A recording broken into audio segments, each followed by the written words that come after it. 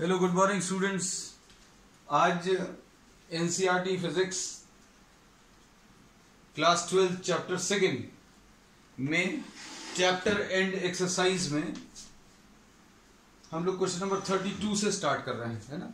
और इंस्ट्रक्शन हमेशा की तरह keep a book along with you. NCERT book अगर साथ में रहेगी तो ज्यादा अच्छे से अभी आप सॉल्व कर पाएंगे, है ना। Otherwise for the questions you can see the description box also. Question number 32 में देखें, अ सिलेंड्रिकल कैपेसिटर हैज,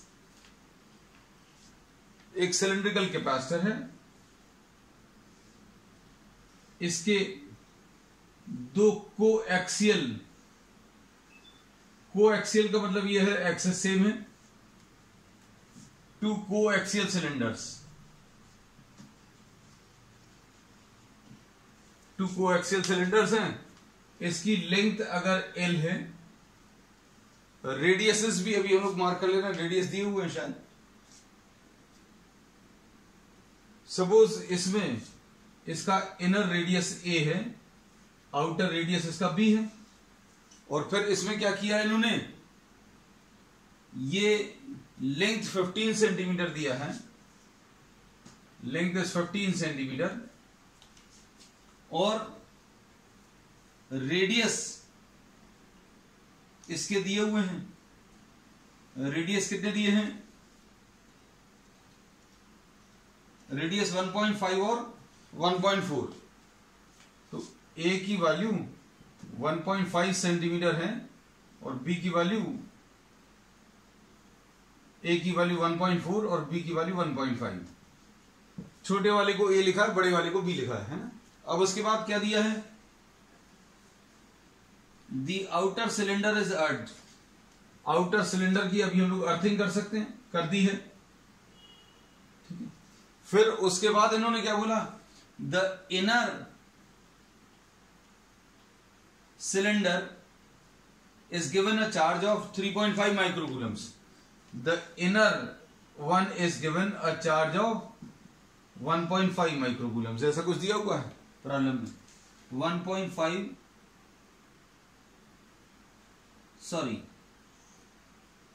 3.5 माइक्रोकूलम्स, 3.5 माइक्रोकूलम्स दिया है। ये देखो, डेटा अगर गलत हो जाए तो क्वेश्चन मतलब वैसे ही गलत हो जाएगा, है ना। अब इसके बाद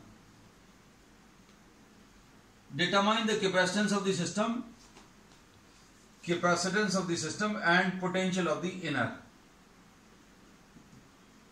ये क्वेश्चन जो है, this is similar to one of the questions which you have done, I think कौन सा वाला था, क्वेश्चन नंबर 30 के जैसा है। उसमें बस एक स्फेरिकल कैपेसिटर था। स्फेरिकल में सारी चीजों को एनालाइज करना बहुत आसान था, है ना। उसका एनालिसिस बहुत इजी था, तो बहुत डिटेल में अभी हम लोगों ने किया, उतने की जरूरत वहां पर भी नहीं थी।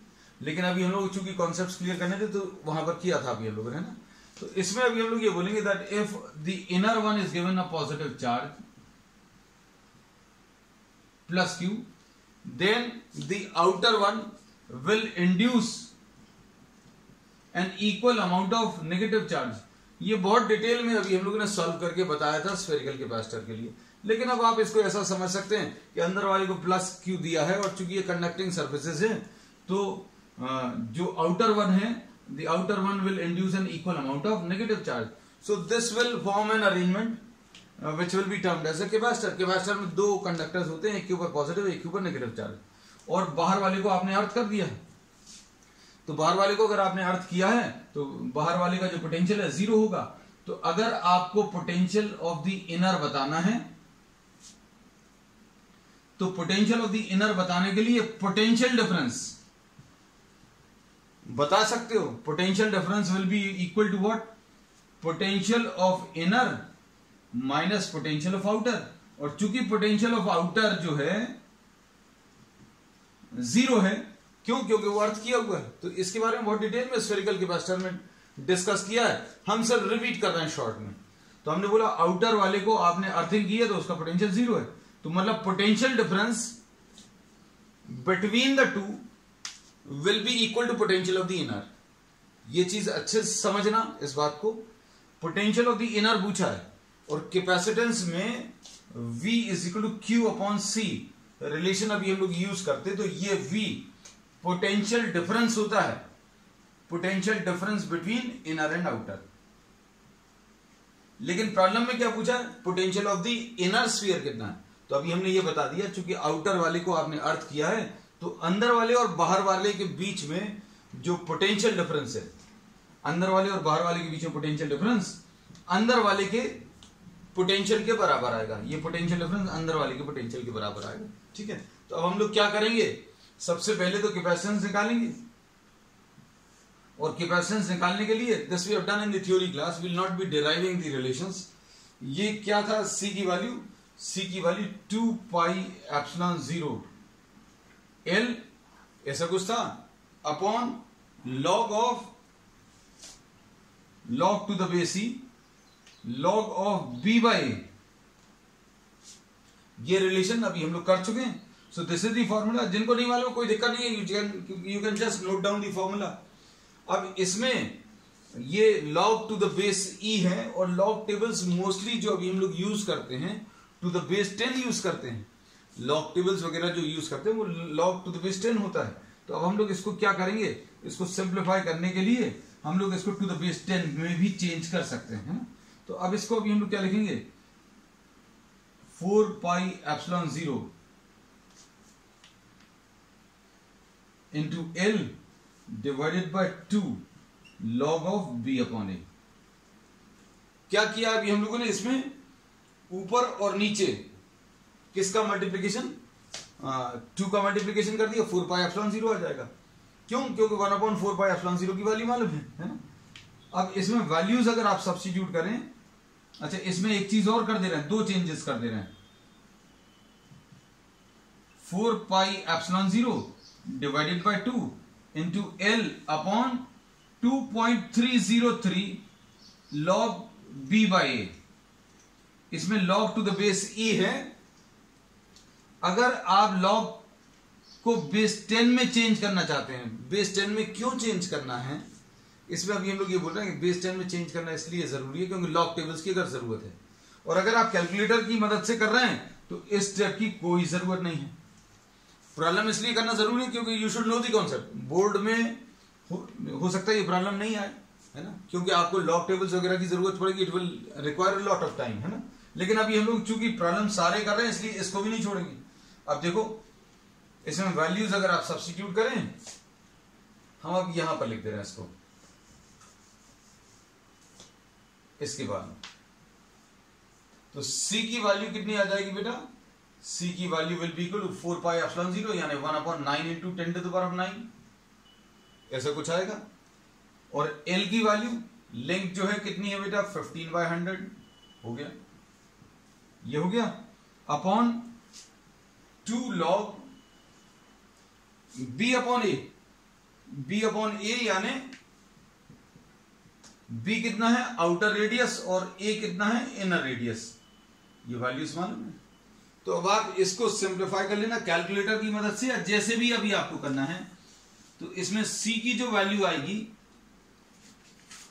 वो approximately 1.2 into 10 to the power of -10।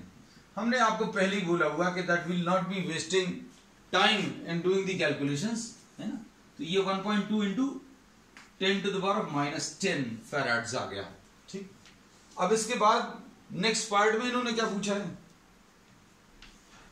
Next part में determine the capacitance and the potential of the inner. हमें पोटेंशियल ऑफ द इनर बताना है। तो पोटेंशियल ऑफ द इनर हमने क्या बताया है बेटा, potential of the inner will be equal to potential difference. दोनों में आपको अंतर मालूम होना चाहिए, अंदर वाले का पोटेंशियल और पोटेंशियल डिफरेंस क्या आ जाएगा, अंदर और बाहर वाले का डिफरेंस, और अंदर और बाहर वाले का डिफरेंस अंदर वाले के पोटेंशियल के बराबर आएगा क्योंकि बाहर वाले का पोटेंशियल 0 है, ये याद रखना।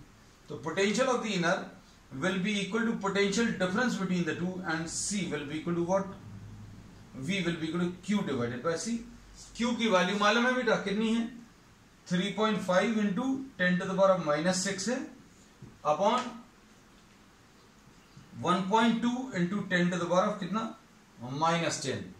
ठीक है, इसको सिंप्लीफाई कर लीजिएगा तो ये लगभग 3 आ जाएगा। 3 तो नहीं, 2.9 कुछ आ जाएगा, क्योंकि 12 3 से 36 होता है ना। तो इसको सिंप्लीफाई करने पर ये 2.9 इंटू ये 10 टू द पावर -10 ऊपर जाकर +10 हो जाएगा, -6 10 टू द पावर 4 वोल्ट्स। ठीक है, तो ये नोट कर लो। नेक्स्ट इसके बाद next question, question number 33।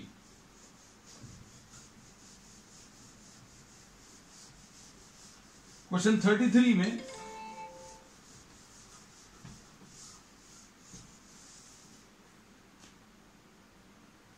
Question 33 पढ़कर देखो अब क्या दिया हुआ है।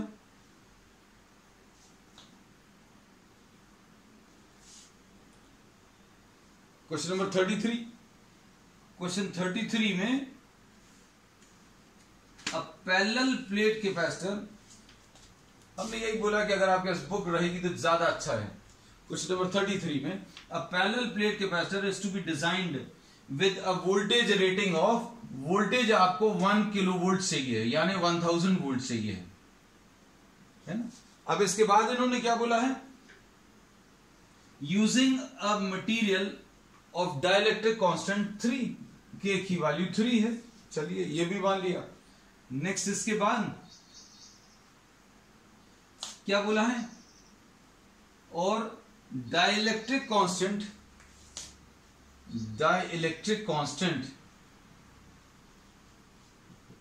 is 10 to the power of 7 volts per meter। 10 to the power of 7 volts per meter है ऐसा, है? For safety, अब ये डाइलेक्ट्रिक फील्ड स्ट्रेंथ क्या है,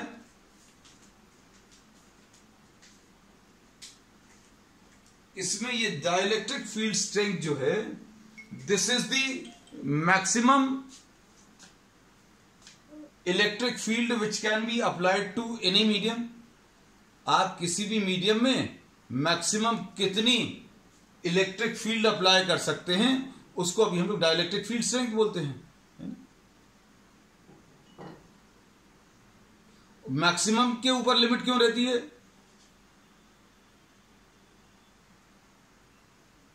मैक्सिमम के ऊपर लिमिट क्यों रहती है, क्योंकि अगर आप जैसे जैसे इलेक्ट्रिक फील्ड आप बढ़ाएंगे, जैसे जैसे इलेक्ट्रिक फील्ड की वैल्यू आप बढ़ाएंगे, तो क्या होगा, जो सराउंडिंग मीडियम या आसपास का जो मीडियम है उसका पोलराइजेशन बढ़ता जाएगा, और एक ऐसी स्टेज आएगी when the breakdown of the dielectric will occur. ये बहुत डिटेल में अभी हम लोग डाइलेक्ट्रिक्स में पढ़ा हुआ है कि अगर बहुत ज्यादा इलेक्ट्रिक फील्ड, अगर आप मान लीजिए एयर, इंसुलेटिंग मीडियम एयर अगर है, इधर पर अगर ज्यादा इलेक्ट्रिक फील्ड आप अप्लाई करेंगे तो हो सकता है एक ऐसी स्टेज आ जाए कि एयर आयनाइज होना शुरू हो जाए, और अगर कोई चीज आयनाइज हो गई तो फिर वो इंसुलेटिंग नहीं बचेगी, कंडक्टिंग बन जाएगी। तो अभी हम लोगों को ये मालूम है कि कैपेसिटर प्लेट्स के बीच में इंसुलेटिंग मीडियम होना चाहिए। तो ये maximum electric field, dielectric field strength है, सॉरी, ये मैक्सिमम इलेक्ट्रिक फील्ड जो अभी हम लोग अप्लाई कर सकते हैं इस मीडियम में, ये 10 to the power of 7 volts पर मीटर है। ये मैक्सिमम है। अगर ये आपने लगा दी तो क्या होगा, ये जो इंसुलेटिंग मीडियम है वो इंसुलेटिंग ना बनकर कंडक्टिंग बन जाएगा, और अगर बीच का मीडियम कंडक्टिंग हो जाएगा तो ये प्लस और माइनस चार्ज जो आपने दिए हैं वो एक दूसरे की तरफ मूव करने लगेंगे और चार्जेस खत्म हो जाएंगे। तो मतलब जो कैपेसिटेंस का बेसिक कॉन्सेप्ट है वही खत्म हो जाएगा। तो ये डाइलेक्ट्रिक फील्ड स्ट्रेंथ है। चलो अब आगे आ जाए, क्या दिया है, डिटरमाइन, अच्छा अब sorry, for safety we would never like the field to exceed 10% of the dielectric strength. अब इन्होंने इसमें यह बोला कि सेफ्टी के लिए अगर आपका ये कैपेसिटेंस अच्छे से काम करना है, या ये इंसुलेटिंग मीडियम अच्छे से काम करना है, तो ये electric field between the plates is not allowed to exceed 10% of this maximum value, 10/100 into 10 to the power of 7। यानी अभी हम लोग क्या करेंगे, इलेक्ट्रिक फील्ड की वैल्यू कितनी, 10⁶ वोल्ट्स पर मीटर आएगी। ठीक, अब देखो आगे क्या दिया है। ये इलेक्ट्रिक फील्ड अगर अभी हम लोग अप्लाई करेंगे, ये वाली इलेक्ट्रिक फील्ड, तो ये सेफली बेयर कर जाएगा। क्यों? क्योंकि ये जो इंसुलेटिंग मीडियम है ये ज्यादा से ज्यादा कितना ले सकता है, 10⁷, और 10⁷ अगर दे दोगे तो उसका ब्रेक डाउन हो जाएगा। लेकिन अपन 10⁷ नहीं ले रहे, प्रॉब्लम में इन्होंने कहा है, और ये मोस्टली अभी हम लोग करते हैं, that 10% of this maximum value अभी हम लोग इतना तक चला लेते हैं। अब इसमें आगे क्या बोला है इन्होंने, what is the minimum area of the plates required to have a capacitance of 50 picofarads. Capacitance जो है 50 पिकोफैराड्स का बनाना है, यानी 50 इंटू 10⁻⁻12 फैराड्स का कैपेसिटेंस आपको बनाना है। ठीक, अब देखो क्या क्या चीज हो गई भाई, आपके पास ये एक काम का तो है, और ये एक और चीज काम की मिल गई। पोटेंशियल डिफरेंस अगर इन दोनों के बीच में मालूम है, इन दोनों के बीच में पोटेंशियल डिफरेंस V अगर मालूम है, तो अभी हम लोग कहते हैं रिलेशन V = E × D होता है। Potential difference between the plates will be equal to electric field into the distance. तो डिस्टेंस इससे मिल जाएगा V/E, और V कितना है बेटा, V हमें 1000 वोल्ट चाहिए, और E की वैल्यू कितनी है,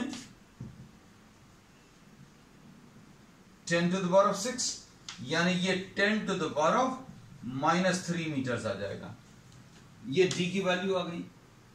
अब D आने के बाद अभी हम लोग क्या कर सकते हैं बेटा, अब D अगर अभी हम लोगों ने कैलकुलेट कर लिया, तो C कैलकुलेट करना या C बनाना। C कितने का बनाना है हम लोगों के पास, इसके कैलकुलेशंस करने। ये देखो ध्यान से, C = K∈0 A/D, तो A की वैल्यू कितनी आ जाएगी बेटा, C × D/K∈0। इसमें शायद किसी को कोई दिक्कत नहीं होगी। अब C की वैल्यू मालूम है बेटा, C कितना है, C है 50 × 10⁻⁻12 है। D कितना है, D कितना है बेटा, D है 10⁻⁻3।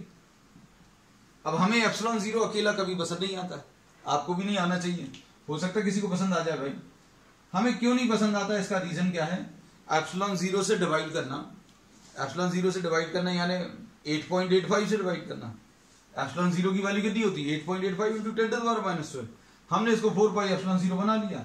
अब इसको अगर हम लिखें इनको, तो कितना आ जाएगा, 9 × 10⁻⁹, ठीक, इंटू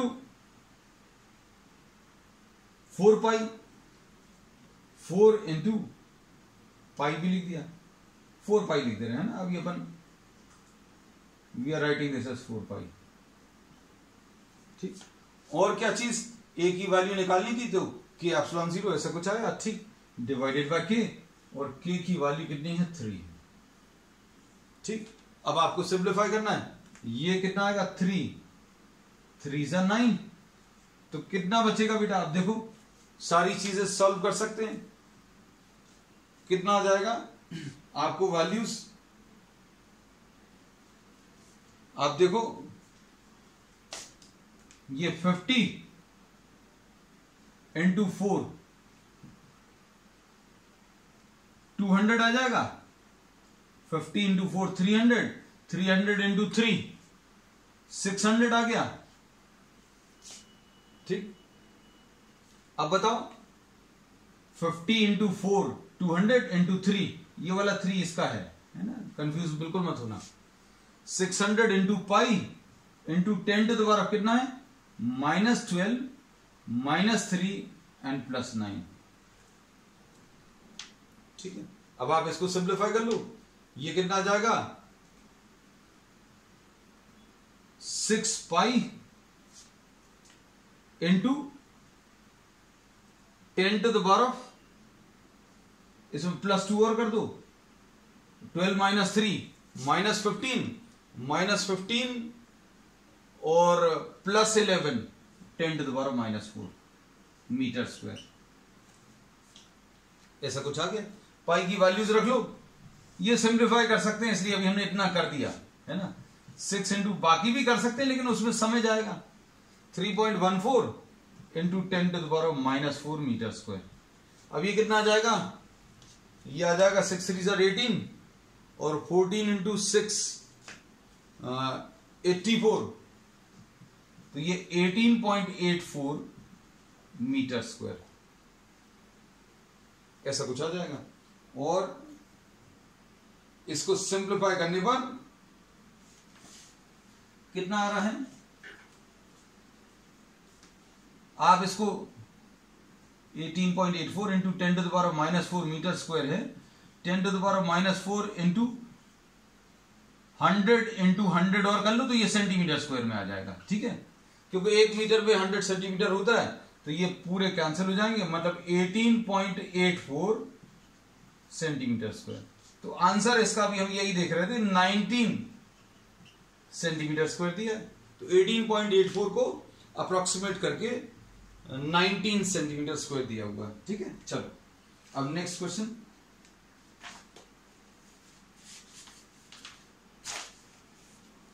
34th, ये बहुत इंपॉर्टेंट क्वेश्चन है। अब इन क्वेश्चंस में देखना ध्यान से क्या क्या चीज दी हुई है। क्वेश्चन नंबर 34 पढ़ते हैं अब हम। Describe schematically the equipotential surface corresponding to a constant electric field in z direction.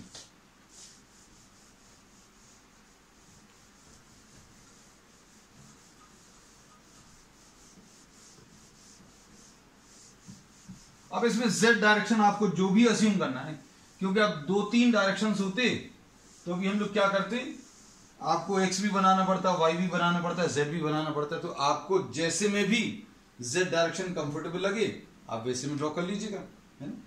अब इसमें अभी हम लोग ये बोल सकते हैं कि ये एक कांस्टेंट इलेक्ट्रिक फील्ड है अलोंग द z डायरेक्शन।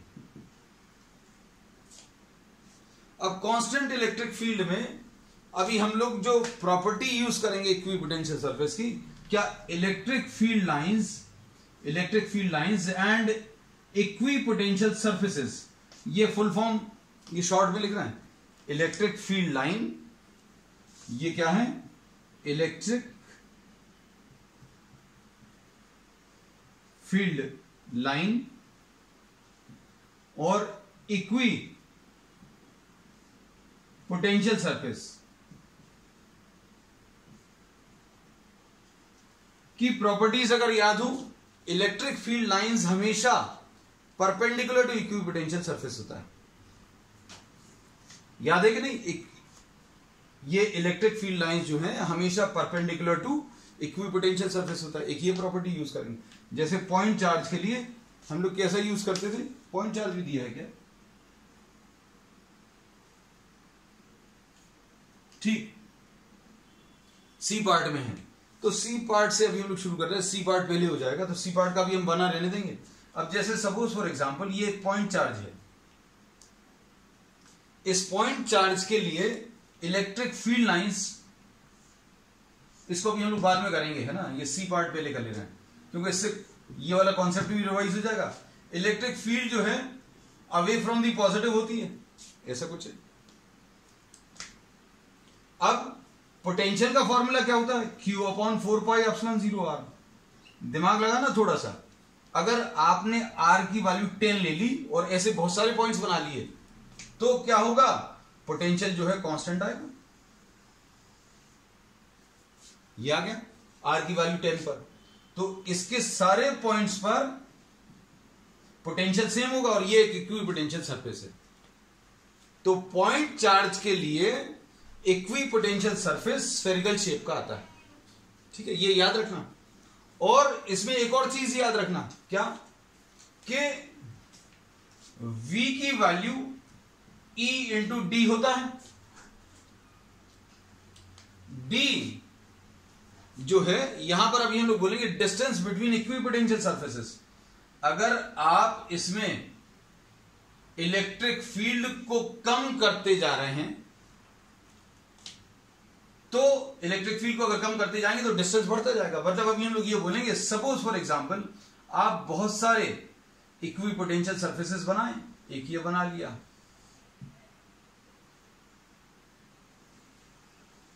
फिर एक ये बना लिया, ये सारे स्फेरिकल शेप के रहेंगे। तो इन सभी को अगर आप देखो ध्यान से तो इन दोनों के बीच का डिस्टेंस कम है। ये पूरा स्फीयर बनाना चाहिए लेकिन अभी हम नहीं बना रहे, आप बना लेना। ये दो सरफेसेस के बीच का डिस्टेंस कम है, या यहां पर थोड़ा सा ज्यादा है, यहां पर थोड़ा सा और ज्यादा है। तो इसका रीजन क्या है बेटा? इसमें अभी हम लोग ये बोलेंगे कि जैसे जैसे हम लोग बाहर की तरफ जाएंगे, जैसे जैसे बाहर की तरफ जाएंगे तो इलेक्ट्रिक फील्ड की वैल्यू कम होगी। जैसे इसका पोटेंशियल सपोज V1 है, इसका पोटेंशियल V2 है, इसका पोटेंशियल V3 है और इसका पोटेंशियल V4 है। तो अब हम लोग क्या बोलेंगे? V1 will be greater than V2 will be greater than V3 is greater than V4।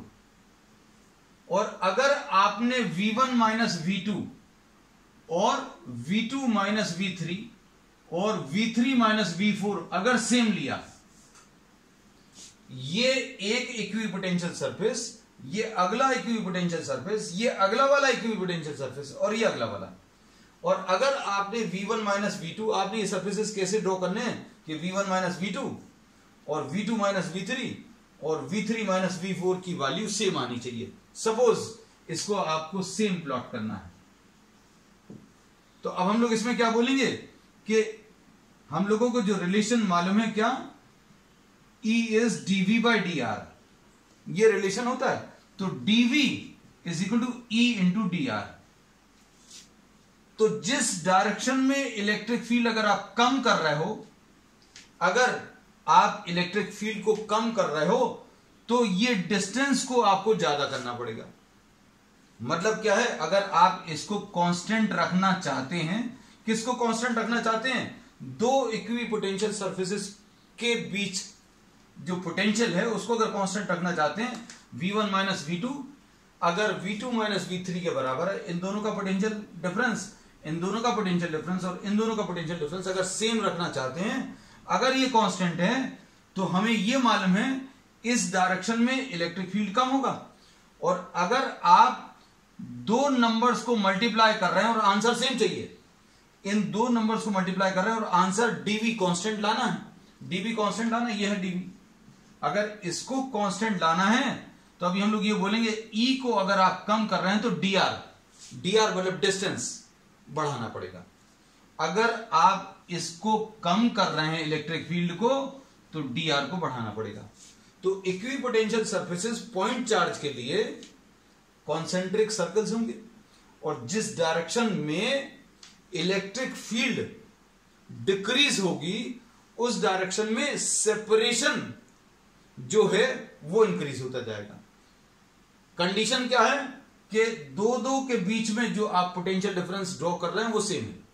V1 minus V2, V2 minus V3, V3 minus V4 अगर सेम रखना है तो इनके बीच का जो सेपरेशन है आगे की तरफ बढ़ता चला जाएगा और दूर दूर होते चले जाएंगे। ठीक, तो ये सी पार्ट अभी हम लोगों ने पहले कर लिया, क्योंकि इसमें कुछ कुछ कॉन्सेप्ट डिस्कस कर लिए।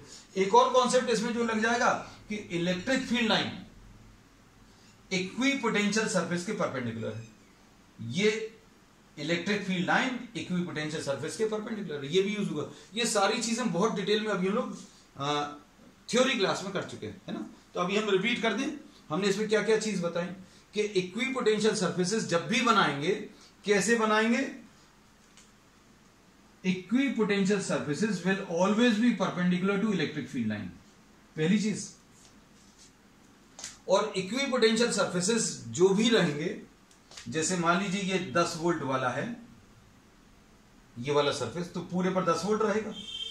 अगला वाला 20 वोल्ट वाला है, इसके ऊपर भी पूरे पर 20 रहेगा। ये 30 वाला है।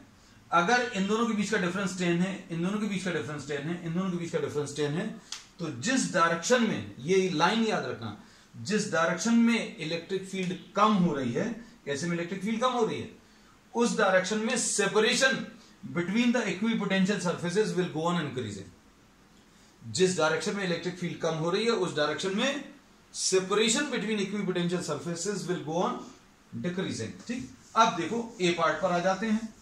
ए पार्ट अब बहुत इजी लगेगा।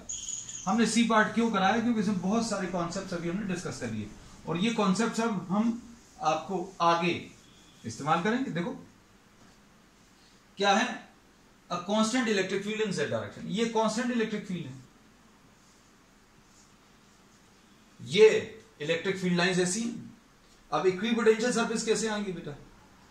इक्विपोटेंशियल सरफेस इसके परपेंडिकुलर आएंगे, तो मतलब एक इक्विपोटेंशियल सरफेस ये आ गया, ऐसा आ जाएगा, ऐसा आ जाएगा। तो ये कैसे आ जाएंगे? Equipotential surfaces will be planes perpendicular to electric field lines. और ये अभी हम लोग बना दें, ये देखो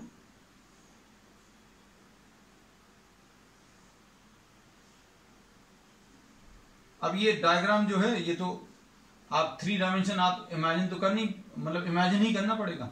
ये थोड़ा सा और आगे तक बढ़ा दें। इनके बीच का सेपरेशन चेंज नहीं करना। सेपरेशन कम ज्यादा क्यों नहीं होगा? इसका कारण क्या है? क्योंकि ये कांस्टेंट इलेक्ट्रिक फील्ड है। कांस्टेंट इलेक्ट्रिक फील्ड का मतलब क्या है? जो मैग्नीट्यूड है वो चेंज नहीं हो रहा। और अभी हमने क्या बताया था कि जिस डायरेक्शन में इलेक्ट्रिक फील्ड डिक्रीज हो रही है उस डायरेक्शन में इक्विपोटेंशियल सरफेसेस के बीच का सेपरेशन बढ़ता है। लेकिन यहां पर क्या है? इस डायरेक्शन में इलेक्ट्रिक फील्ड कांस्टेंट है, तो इक्विपोटेंशियल सरफेसेस के बीच का सेपरेशन कांस्टेंट बना रहेगा। तो ये ए पार्ट हो गया। फिर बी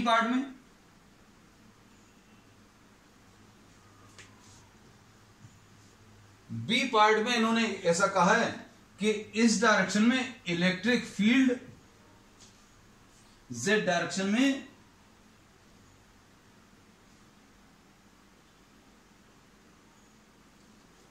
में इंक्रीज हो रही है। इलेक्ट्रिक फील्ड इंक्रीज हो रही है। अगर ऐसे में इलेक्ट्रिक फील्ड इंक्रीज हो रही है तो अभी आप बता सकते हो, देखो जरा, शायद अब तुम लोगों को बात समझ में आ जाए।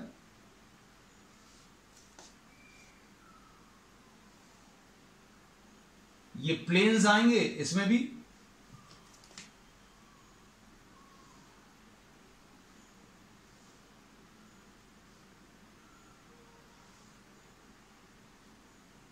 जिस डायरेक्शन में इलेक्ट्रिक फील्ड इंक्रीज हो रही है, देखो सेपरेशन को,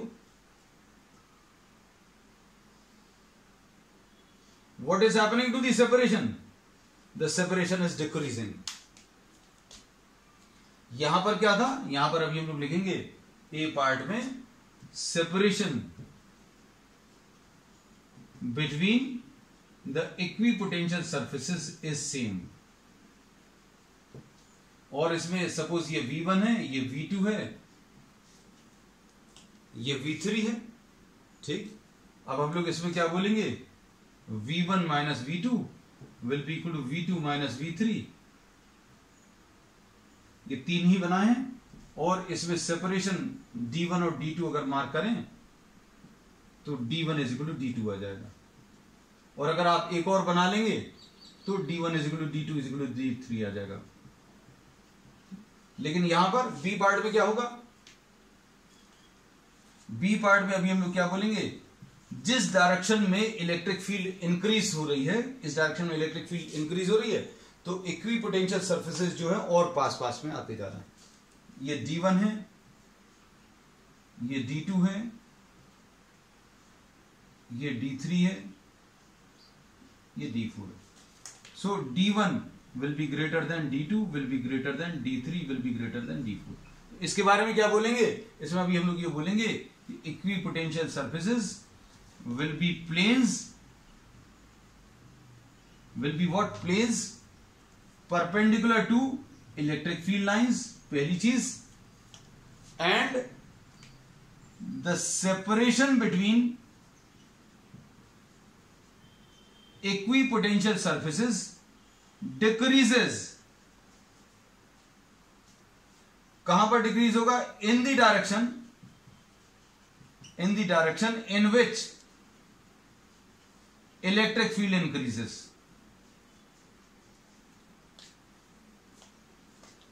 सेपरेशन जो है उस डायरेक्शन में डिक्रीज होगा जिस डायरेक्शन में इलेक्ट्रिक फील्ड इंक्रीज हो रही है। ठीक है, तो सी पार्ट हमने पहले ले लिया था, ए पार्ट हो गया, बी पार्ट हो गया। अब इसका डी पार्ट, डी पार्ट क्या, ये थोड़ा सा टफ है। डी पार्ट देख लो बेटा अब अच्छे से।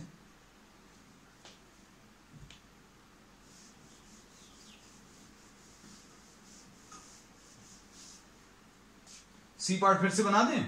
अच्छा चलो, सीक्वेंस हो जाएगा। सी पार्ट में पॉइंट चार्ज के लिए इक्विपोटेंशियल सरफेसेस हम लिख दे रहे हैं। सी पार्ट में for point charge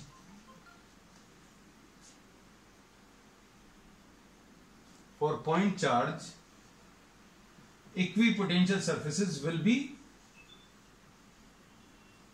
spherical in shape। कैसा शेप रहेगा? स्फेरिकल शेप रहेगा।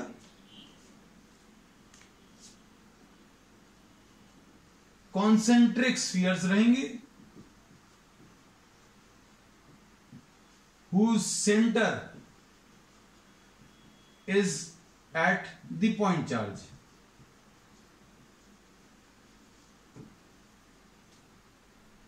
and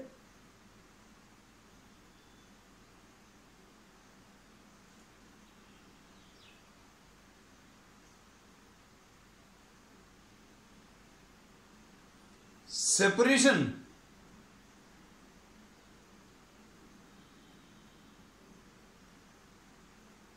आ गए सभी लोग? अच्छा, तो and the separation increases in the direction of decreasing electric field। तो ये अभी हम लोगों ने डिटेल में डिस्कस कर लिया था, लेकिन एग्जामिनेशन में कैसा लिखना है वो भी अभी हमने आपको लिखवा दिया है। ये पॉइंट चार्ज है, पॉजिटिव पॉइंट चार्ज, इसका एक इक्विपोटेंशियल सरफेस ये है, अगला वाला ये है, अगला वाला थोड़ा सा ज्यादा डिस्टेंस पर रहेगा, अगला वाला और ज्यादा डिस्टेंस पर रहेगा, थोड़ा सा ज्यादा बना लें, अगला वाला और ज्यादा डिस्टेंस पर रहेगा। तो ये डिस्टेंस अगर आप देखो तो ये डिस्टेंस D1, ये डिस्टेंस D2, ये डिस्टेंस D3। जैसे जैसे बाहर की तरफ जा रहे हैं तो ये इक्विपोटेंशियल सरफेसेस के बीच का जो डिस्टेंस है वो बढ़ता जा रहा है। ठीक है ना, तो यही चीज अभी हमने इसमें बताई थी कि डायरेक्शन, जिस डायरेक्शन में इलेक्ट्रिक फील्ड डिक्रीज होती है उस डायरेक्शन में separation between the equipotential surfaces goes on decreasing. अब चलो अगला, अब इसमें इन्होंने बोला है लाइन चार्ज दिया है। अब लाइन चार्ज के लिए अब अच्छे से पढ़ना, ये क्वेश्चन बड़ा कॉम्प्लिकेटेड है।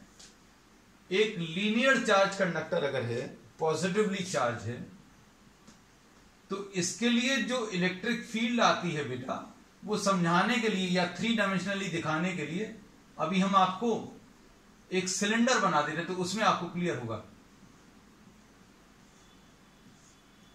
इलेक्ट्रिक फील्ड कैसी आएगी? Radially outward. अगर ये एक लीनियर चार्ज कंडक्टर है तो इसके कारण इलेक्ट्रिक फील्ड चारों तरफ कैसी आएगी? रेडियली आउटवर्ड, इधर से बाहर की तरफ।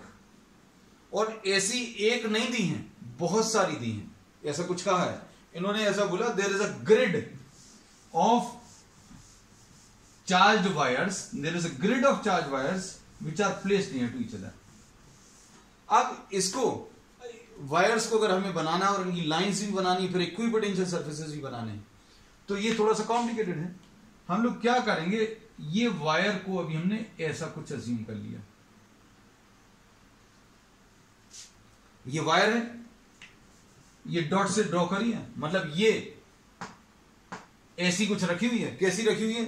Perpendicular to the paper on which you are drawing the diagram. आपके लिए पेपर होगा, हमारे लिए बोर्ड। ये वायर ऐसी कुछ रखी हुई है, तो अब इसके लिए इलेक्ट्रिक फील्ड कैसी रहेगी? Radially outward. इलेक्ट्रिक फील्ड बेटा ऐसी कुछ आएगी ना, रेडियली आउटवर्ड। अगर एक होती तो इसके लिए चारों तरफ रेडियली आउटवर्ड ऐसा कुछ मिलता, और सिर्फ एक ही जगह, ये तो पॉइंट मार्क किया है, ये इधर भी आएगा इधर भी आएगा, सभी जगह पर रेडियली, ये पूरे में कैसा रहेगा, रेडियली आउटवर्ड सभी तरफ से, ये इस डायरेक्शन में भी रेडियली आउटवर्ड, सारे डायरेक्शन में रेडियली आउटवर्ड। अगर एक और पास में है, दो पॉजिटिव पॉइंट चार्ज के लिए इलेक्ट्रिक फील्ड लाइंस अभी हमने बना के बताई थी बेटा, कि अगर यहां पर आपको इलेक्ट्रिक फील्ड लाइन ड्रॉ करनी है तो आप क्या इमेजिन करोगे, एक 1 कूलम चार्ज, 1 कूलम चार्ज को अगर आप छोड़ देते और ये नहीं होता तो 1 कूलम चार्ज ऐसा कुछ मूव कर जाता। लेकिन यहां पर अगर एक और पॉजिटिव चार्ज रखा हुआ है तो ये 1 कूलम चार्ज इसके रिपल्शन के कारण ऐसा सीधा ना जाकर कुछ डिफ्लेक्ट हो जाएगा, मतलब ये 1 कूलम चार्ज का कुछ रास्ता ऐसा कुछ आ जाएगा। तो ये दो पॉजिटिव पॉइंट चार्जेस के लिए जो इलेक्ट्रिक फील्ड लाइंस आती थी वो ऐसी कुछ आती थी। तो ये बिल्कुल ऐसे ही कुछ डायग्राम्स आएंगे इसके इलेक्ट्रिक फील्ड के। तो इलेक्ट्रिक फील्ड्स देखो बेटा ध्यान से कैसे आएंगे, इमेजिन कर लेना, क्योंकि इसमें इमेजिनेशन बहुत ज्यादा लगेगा। ये पॉजिटिवली चार्ज वायर्स हैं, ये ऐसी कुछ रखी हुई परपेंडिकुलर टू द पेपर। अब इसके कारण इलेक्ट्रिक फील्ड लाइंस जो हैं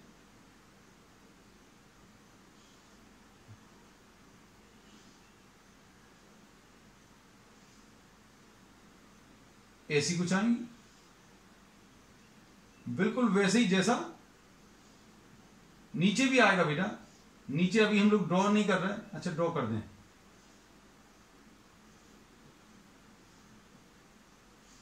ऐसी बहुत सारी वायर्स रखी हुई हैं, है ना, डिजाइन जैसा कुछ आ गया।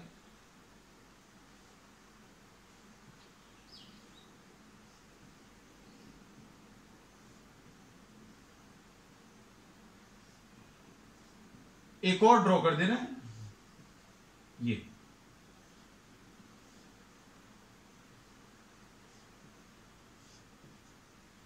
अब हमें ये पता चल गया कि इसकी जो इलेक्ट्रिक फील्ड लाइंस है ऐसी कुछ हैं।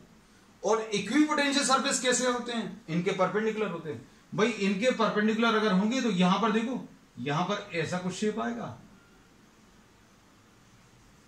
इक्विपोटेंशियल सरफेस कर्वेचर के कारण। और ये वाली लाइंस अगर परपेंडिकुलर रखनी है, ये देखो, ये अगर इसके ये वाली लाइंस अगर परपेंडिकुलर रखनी तो यहां पर ये ऐसा कुछ आएगा। ये देखो, इमेजिन कर लेना, ये देखो,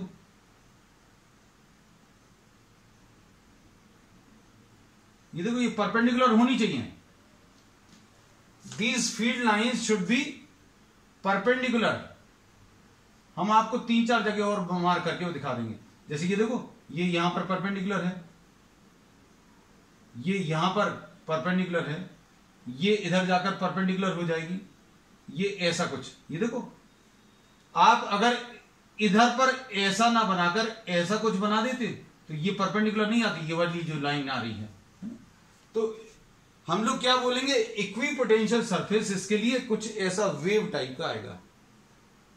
और इसमें भी इक्विपोटेंशियल सरफेसेस आगे भी आएंगे, और आगे जो आएंगे उनके बीच का जो सेपरेशन है वो धीरे धीरे बढ़ता जाएगा।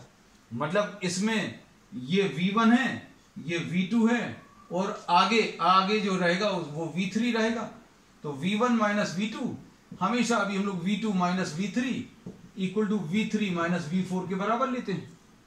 मतलब अभी हम लोग क्या करते हैं, हम लोग इक्विपोटेंशियल सरफेसेस ड्रॉ करते समय ये ध्यान रखते हैं कि भाई दो इक्विपोटेंशियल सरफेसेस के बीच का जो पोटेंशियल डिफरेंस है वो सेम रहे।